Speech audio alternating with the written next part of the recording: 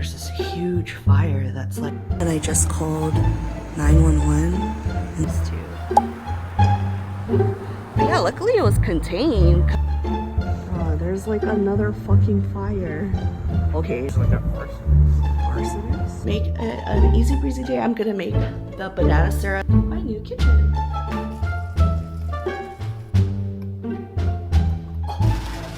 It's so good. If you don't know already, I'm a clumsy fool. Oh my god. All my hard work and I was just like about to head upstairs, and when I looked up, there's this huge fire that's like right across from, like, let me show you. Like, do you see that? I think the firefighters are already there, but I can smell the smoke. Called 911 and they said it's the rec center in Aiea. Like this huge fire across from us. Oh yeah, see, a whole bunch of them. Decided to go on my walk, and my walk is usually up Ekomomai, like, you know, doing that roundabout. And I'm looking at the rec center, and it looks fine. Like, it must have happened like far into the gulch, because I don't really see any like burned, like, you know, leaves or buildings or anything like that. Actually, all is good. Nothing happened to the rec center. So I found the spot where the fire started, and it's like right in the entrance where the public restroom is. This is all the burnt, you know, foliage and some trees too. But yeah, luckily it was contained because the thing looked huge, you know. Some people said it might have been started by like chronics, because this is the public restroom and they usually like to hang out over there. And then like through there, between the two gulches, that's where all like the camp setup is, like the homeless tent camps. So yeah, I don't know what they're gonna start doing about it. Oh, there's like another fucking fire. Okay, now I'm like kind of convinced it's has to do with the campsite, right? Oh, it's probably just like an arsonist. Arsonist? There's another fire tonight, and it's closer to our house this time. And it's like getting bigger because it's in the gulch and like the firefighters can't get to it. It's literally on the other side. There's a fire truck like in our parking lot trying to get to it. Oh, it's like way closer this time. I don't even know if they're like getting to it. I just woke up and I realized that today I gotta do the banana syrup because I've been waiting forever for these bananas to ripe, and I fear that I let it go too far. But I mean, I think they're fine. None of them are open, so I'm going to make it into syrup. And then today I'm like really craving a matcha, so I'm gonna make banana matcha. So it's been a while since I uploaded anything kitchen related, but you know, I'm sure you see clips here and there of our finished living room and a little bit of our kitchen. So I'll just show you a little more detail. So this is the kitchen. It's pretty much done. The only thing is we ran into a little hiccup with the transition floor. I guess the previous owners didn't put like I think it was called like a substrate that you put underneath the panels, the floor panels. So I guess the height difference is really off, and our uncle is trying to work on finding something a little bit more, you know, slopier, because this is kind of like a hazard. It sticks up a little too much, and every now and then I like, you know, hit my toe. But as you can see, like the wall is gone. We have the island. We repurposed the stools from this table over here to like have a seat at the island. And it just feels a lot more brighter because we're getting some light from the window over here and then the light from the bigger windows over here. Kept the same fridge, but you know, changed out the other appliances like the microwave, the range, and the dishwasher. And a little backstory about it, I'm kind of upset with like how my purchase slash like the way that I was handled as a customer when I ran into a problem. Like the dishwasher, I wasn't made aware that it comes like with a little bit of water, but I guess when we got it, it pretty much dumped out like a full cup of water, which seems a little unusual. It spilled out all over the floor, which was fine because we had like, you know, paper on it since they were doing construction. But I brought it up to the Lowe's where I purchased all my appliances from, and they full on told me, well, it didn't come from our warehouse, so you have to talk to the store where your appliances came from, like their warehouse. And I was like, what do you mean? Like, I bought this at Lowe's in Eveleigh. And they're like, well, like the issue that you have with your dishwasher, that came from Oahu. So you have to go to Oahu and let them know that, you know, you have a problem. And I was on the phone for, you know, like a good amount of time. I think the person that was talking to me got really frustrated. And I asked her, you know what, like, is it possible I could just talk to a manager? And then so she left me on hold for like, I think it was like an hour or something like that. It was a long time, to the point where I was like, oh, like I should just drive to Waipahu. So like, as I was driving to Waipahu and like was kept on hold, I eventually got there, decided to just hang up and talk to the people at Waipahu. There was one girl there, she had like a unique name, so I don't really remember her name, but she was able to help me out and swap them out. But my other issue was with the range. You know, like because we were doing the kitchen and we were doing the floors, there was like little like pieces, like spacers for the tiles that we couldn't put the range near the electrical outlet to test it, right? Which is kind of like our bad. Like, I guess for future me and for people who are buying appliances, just make sure you like plug in your stuff. But when we did test out the range, like the top stove part, everything worked perfectly fine. So we were kind of like, oh, okay, you know, no issues, right? It wasn't until we had our first family get together that we decided we were going to use the oven, because someone brought mac and cheese and they wanted to like, you know, toast the top. So we turned the oven on, and then all of a sudden we would hear like this rattling noise in the back, and you know, the oven was not going past, I think it was like 250. It started beeping, and then an error message, 350F, kept popping on and kept beeping. And so that's when we were made aware that the oven wasn't working. For the people who don't buy appliances, which would be us, because this is our first major appliance purchase, for those people, like, you know, when they sell you that extended warranty, my biggest advice would be first to plug in all your stuff and make sure it works right away. And then to, for the bigger items, like, I don't know, like the dishwasher and the stove, anything like big, I guess just buy the warranty, because from what I experienced, they don't even want to deal with you at the store if you don't buy their in-store warranty. Like, they don't, like, our like dishwasher, they were almost not going to take it back because it was literally a couple hours past the third day of our, 3-day window.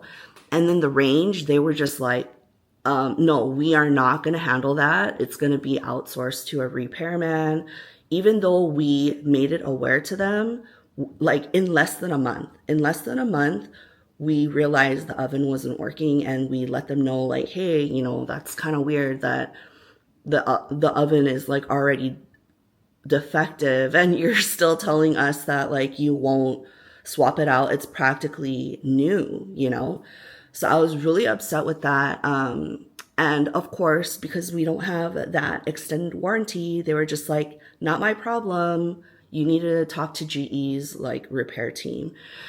Ugh, like now I'm just like, I'm like forever scarred. I have trauma, and like honestly, yeah, I'm gonna go into my next purchase with just a lot of questions. And like normally we don't get suckered into buying the warranty, but like now it's like, now that I know that how they operate, and they just like don't even want to deal with your ass if like you don't have it, like it's almost like you have to buy it. And for the salesman that like sold us all of these appliances and did not make us aware of the 3-day window, of like the whole, like, if you don't buy the warranty, it's not going to be a store hands-on, problem anymore. All I can say is, if I catch you on the street, I'm giving you dirty looks. And yeah, if I catch you on the street, like, I wish I could just like fucking give you a big ass slap in the face, because like that really put a huge cloud over, this whole like building experience. Other than that, I'm still using my kitchen because I can still use the range, the top portion of it. And now we're going through the necessary steps to work with GE's repairman, which, if I'm going to be quite honest, like we got the GE brand because our sales associate said you're going to get the most value for what you pay and yada, yada, yada. But honestly, I'm pretty sure it was just a pitch, because like the issues that I've had with the two appliances that we bought, it's just like, I'm like forever not gonna get a GE anymore. And then as far as the whole building process, like there are things that I wish, I could have had a little bit more say, but I mean, we were in and out of the house. We weren't trying to like be over the guy's shoulders and like basically like, look over him the whole time. But like, yeah, things with the flooring, like especially where the transition starts, I had asked like if it could come out more out towards the wall. And I was recommended that it wouldn't look good. But then my biggest concern was the existing wall that we had to break down. What's going to happen with the piece that's missing, and I brought it up in the beginning, but then I forgot about it towards like, the building process. And then now I'm realizing like, yeah, like what I said was valid, like the builder told us after the fact that like, because of the missing floor panel from where they broke down the wall, because that part is missing, like he kind of had to makeshift like this floor panel from an existing piece, which, kind of looks a little off if you know where to look for it. But like I had thought about it like before they even broke down the wall. And so like when I brought it up, like everybody agreed with me, which I thought like that's what we were gonna do. But then they ended up moving like the tile a little bit more in, because visually they said that it would look better, which is, yeah, visually it looks fine. But then now like there's that one piece that is gonna remind me that I should like, like wrote it down somewhere that I could have remembered and brought it up again. But yeah, that was kind of my bad. And then we've been dealing with these fires recently, which has kind of kept me on edge because, you know, like we just kind of finished everything and only just starting to enjoy everything. So, but I'm not trying to think about it today. I'm just gonna make it an easy breezy day. I'm gonna make the banana syrup. I've made it before, but there was like a little bit, it was a little bit chunky, so I'm hoping this one comes at like more like a caramel type of consistency. So yeah, that's what I'm gonna aim for today in my new kitchen. And then like we decided to get only 2 of these with glass because I'm a girl. In my head I was like, oh, they're gonna just showcase the plates and the glass, and then everything else can stay hidden because, you know, like the way that we put stuff away, it's kind of messy, so we don't really like want to expose it with the glass paneling. And then a lot of our fixtures is gold, which I will warn you, finding the right shade of gold for everything is extremely hard. Like trying to find a gold that matched the faucet, that also matches the cabinet handles, that will also match, you know, we decided to go with the gold light fixture. It's just, it was so like annoying. Like, I don't know if I want to do it again if we end up like moving somewhere else, but I like the look of gold. Harrison wanted that gold look too. So, you know, like we like full sent it and we were just like, yeah, we're going to do gold. And let me tell you, there's like so many shades of gold that like when you put them next to each other, it looks crazy. So you want to get it to look pretty close, if not similar, you know. But that was kind of a challenge too. So for people who are thinking about gold, like just be made aware there's many shades of gold. I really like my countertops because they kind of look like, what's that one everyone gets? It's like Calcutta gold, but it is quartz, so it's not like real marble, but it has like a really nice pattern.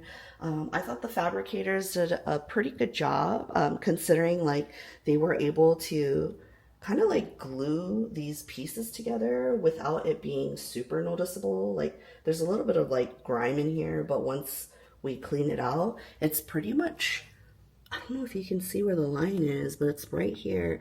But they pretty much like, you know, mixed a couple of colors to get it close to the same color of the countertop. And yeah, like it's really like clean looking. My only thing that's like kind of really bugging me right now is like one side of it is a little off. Like the line here is like super tight, like right up to the countertop, but as you get further in, there's like a bigger gap, so like it's not really straight to where my finger actually goes in between the crack. And this side is fine. This one is straight, but it's like a pretty consistent like space between the countertop and the range. Like it's not as tight as the left side, but it does have like a pretty consistent gap in here. If I were to even get like these covered, it would be kind of hard to fit it in right here. So yeah, I don't really know what I'm gonna do about that, but whatever. I'm just gonna enjoy this kitchen since it's pretty much done, and the only thing we're waiting on is the transition floor and basically getting the oven repaired. But let's make the banana syrup. 4 bananas here that are extremely soft, extremely ripe. And to the pan, I'm just gonna add some butter and then mush that all together to create like a banana paste. And I think I'm gonna make half of this into banana foam. So I'm just gonna reserve some of the banana paste syrup into like a separate container, and then I'll make banana foam later. I'm gonna add about 4 tablespoons of butter to the pan, and I believe this one is salted. So it's gonna add a little nice salted flavor, and I feel like a teaspoon per banana seems pretty good. So I think I can just squeeze them out like this. Oh, right there. Can I? Oh yeah. So I'm just gonna squeeze them into the pan over here. Get them nice and sizzling. Add the rest of the bananas. Squeeze them in here. I just want to break it apart in the butter. They're soft enough so you can just pretty much cut them apart real nice. And I want to turn it down a little bit. Earlier it was on like medium. And then we're just going to add like the sugar, nutmeg, and cinnamon to the mix. So I'm going to use brown sugar. It's going to give it that more like caramely taste to it. And then, kind of like a lot of cinnamon in mine. And then some nutmeg. And then we're just going to keep mixing it.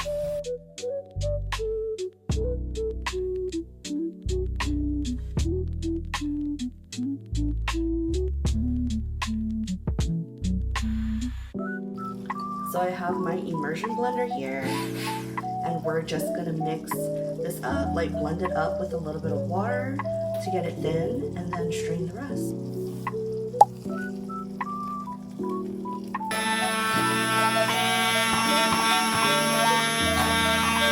So you could use it like this if you want, but I like to do the extra step and straining it through a sieve, just because it gets a little bit more of those banana fibers out, and makes it a little more pleasant when you're drinking something like a matcha.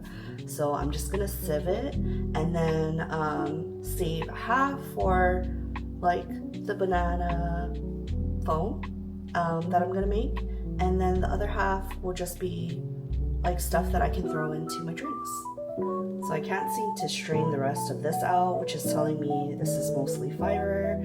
So you do get a little bit less of the sauce basically when you do strain it out. So I'm the one that's gonna be eating this banana foam. Harrison doesn't really care for these sort of things, so I'm just gonna make a small batch. And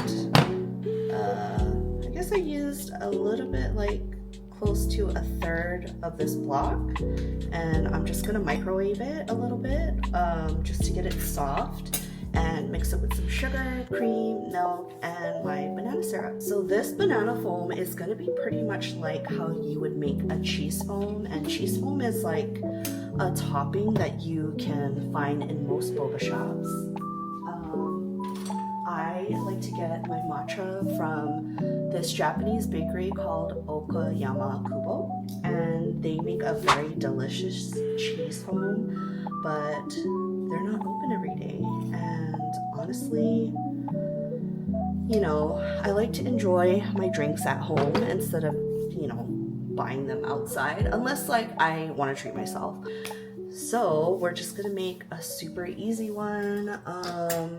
I believe you're supposed to whip the whipped cream a little till you get like a soft peak, and then you're gonna mix the cream cheese with the sugar and a splash of milk, and then just kind of like mix it in as if you were making a mousse. So once we've got it to like this consistency, which is kind of a soft peak, I'm gonna work on the cream cheese, and I'm just gonna mix in like that softened cream cheese with a little bit of sugar, and I'm gonna mix in some of the banana syrup that we just made, just to give it that nice banana flavor. And stir that in again so it's pretty much soft. And I'm going to put in like half of the amount of the soft peak whipped cream in here, stir it up, and then fold in the rest. Almost kind of looks like a pancake batter. Okay, that's all mixed in. Let's try a taste. If I want to add any more like sugar. Ooh. Oh damn, that's pretty good. No, it needs nothing. So I'm just gonna fold in the rest into my Tupperware here, because this is where I'm gonna store it. I need to find like a cute, you know, like when you go to those boba shops, they just kind of dispense it out of like this, like, I guess like a, what is it called? A jar? I don't know. But it's like, got like a little sliding closer, and when you push it, it just slides it back, and then you can just, you know, pour it on top. I need to find something like that. So I'm just gonna put the rest in here where my Tupperware is. Just throw that all in there. And then the last step is just to fold it in, because you don't want to get rid of all the air that we just worked in to the cream. The melted cream cheese is pretty good though. I will say, like, put that on top of banana bread. That would be super good. We're just gonna fold it in like so. Now to assemble my matcha drink, I like to pour it over ice first. So like milk, ooh, that might actually be a little too much. So I'm gonna take a few sips out. Matcha. Oh no, there's no space for the phone. This is a learning experience. So, gotta sip some out. Oh my god, I did this all stupid. I forgot to put in my banana syrup. All right, we're just gonna add it in right now so I can mix it up and then drink some of the liquid so that I can add my cheese foam. Let's just drink it with the syrup for now. Not sweet at all. I'm gonna add this in here.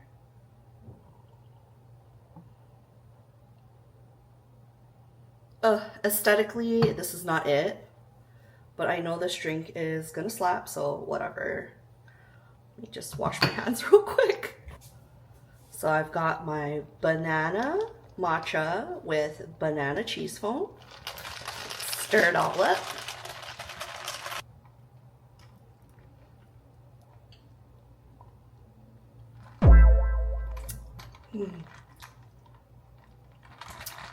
Oh yeah, so good. I want it a little bit more sweet, so I'm gonna add a little bit more banana syrup.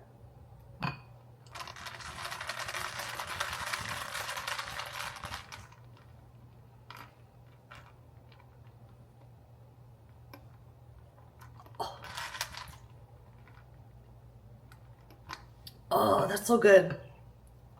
Do a little bit more cheese foam, because why not?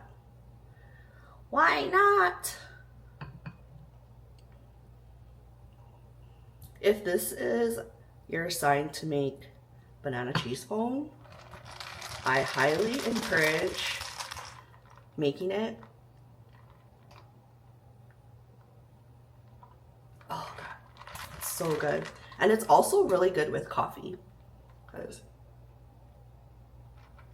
I had a banana latte once, which, not gonna lie, when I first thought about it, I'm like, it's weird, but it's really good. Oh, okay. Let me put all this stuff away. I do need to head out in a couple minutes. There's supposed to be like a work meeting for my job, so I was just gonna attend that and also visit my dad. So let me put all this stuff away and I'll see you guys later.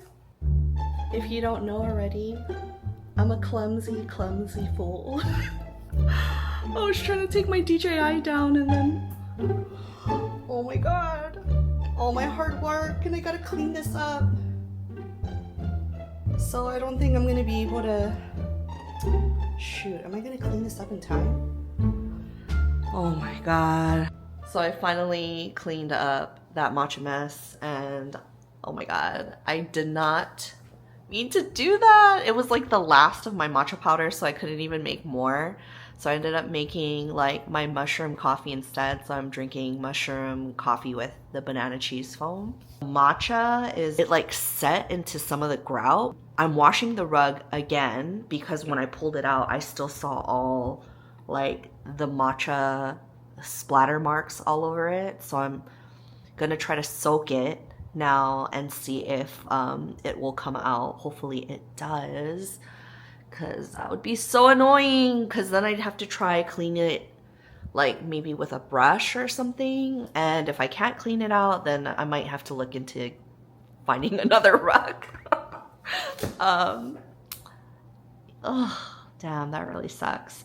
I ended up not going to the meeting. I told my manager the situation that I was in, and you know, normally if it was just like just the drink, it wouldn't have been a problem, but it was literally like glass everywhere. There was glass everywhere. So I couldn't just like leave it on the ground. Yeah, I guess I'll just have to buy some more matcha and drink it next time. Oh wells, what are you gonna do? Good news, I was able to get the stain out. Luckily, I had some of my OxiClean, and it's this one over here. Show you. And it said there was like different ways to use the product. So carpet was one of them, grout was one of them, and it really did a good job because there was like a lot of staining that happened here. There's a little bit of it that I could like try to treat again, like this spot over here. Yeah, like this spot here has a little bit, but most of it is out. So luckily I didn't ruin my kitchen tile, my brand new kitchen tile. There's probably still a little bit of matcha like on the baseboards. But as always, thanks for watching. Come back again next time. And if you aren't already, please subscribe. I'll see you guys. Bye.